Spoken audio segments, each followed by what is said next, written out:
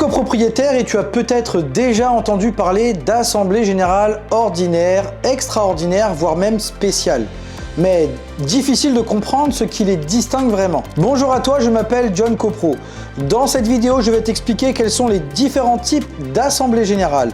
Alors reste bien jusqu'à la fin, tu vas repartir avec une vision simple et claire et surtout utile, que tu sois copropriétaire, gestionnaire ou encore bailleur. Allez, c'est parti, juste après ça.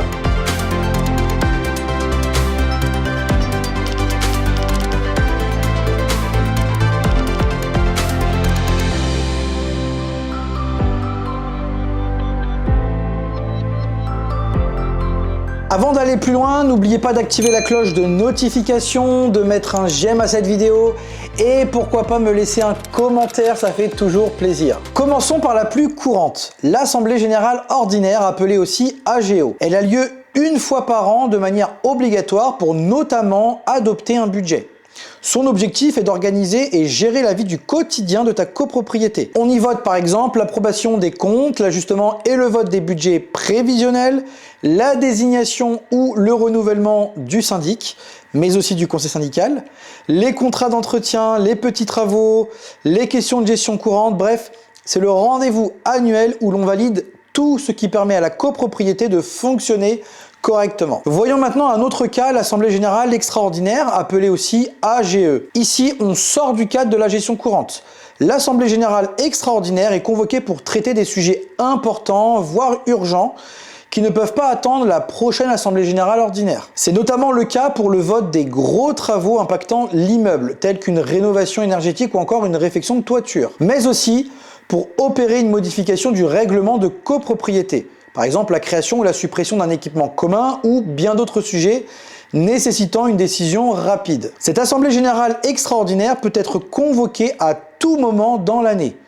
Elle est moins fréquente, mais souvent décisive. Encore un autre cas, l'Assemblée Générale Spéciale ou Particulière, appelée AGS. Celle-ci est la moins connue. Elle ne concerne pas tous les copropriétaires d'ailleurs. Elle est généralement organisée pour une seule catégorie précise de l'immeuble. Par exemple, une assemblée générale d'un seul bâtiment spécifique ou d'un équipement commun particulier. Il faut néanmoins que ton règlement de copropriété définisse cette partie comme étant une partie commune spéciale.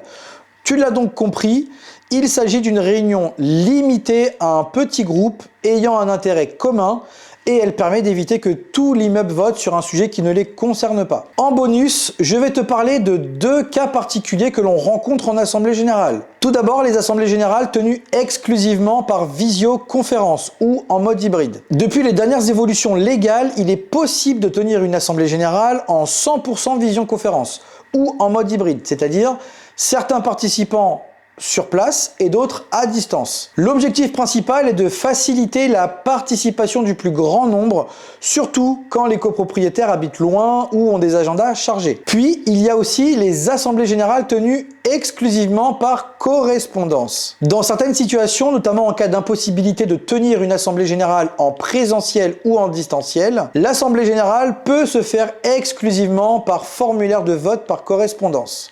Ces deux cas sont rares, mais totalement légal sous condition. Dis-moi en commentaire si tu souhaites que je traite ces deux cas particuliers à l'occasion d'une prochaine vidéo. Pour conclure, tu sais dorénavant qu'il n'existe pas une mais plusieurs formes d'assemblée générale, chacune adaptée aux besoins de ta copropriété.